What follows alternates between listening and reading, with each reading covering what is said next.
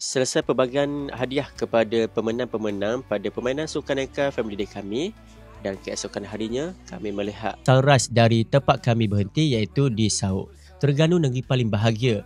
Di ufuk timur mentari menyapa, ombak memukul, pantai bersisik. Terengganu indah, damai bersuara. Bahagia terpacar, lahir dan batin tersisik. Gunung menghijau, laut membiru. Rakyatnya mesra, hidup bersatu. Syukur pada Allah, nikmat tak terhitung. Sejahtera negeri, rezeki melimpah bertalut. Masjid tersegam, iman berpaut. Budaya dijaga, warisan dipeluk. Bahagia bukan hanya pada harta, tapi hati terteram, jiwa yang kukuh. Oh Terengganu, bumi bertuah. Bahagiamu jadi contoh megah. Rakyat tersenyum, pemimpin amanah.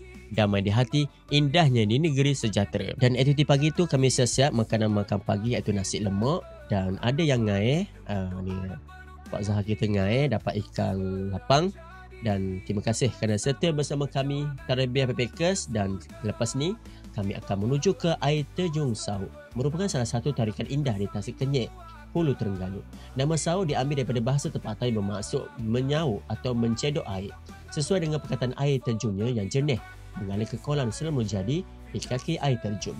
Sebelum wujudnya Tasik Kenyek hasil pembinaan Empangan Kenyek pada tahun 1985, kawasan ini adalah sebahagian daripada perkampungan hulu dan hutan semula jadi.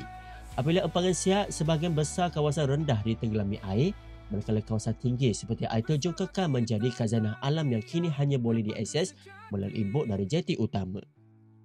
Hari ini air terjun Sauk menjadi lokasi persinggahan popular di pelancong dan pemancing kerana airnya sejuk. Dikelilingi hutan hijau, tropika serta suasana damai sejauh dari kesibukan bandar. Ia bukan sahaja tempat rekreasi tetapi juga sebahagian daripada sejarah transformasi alam di Kenyek.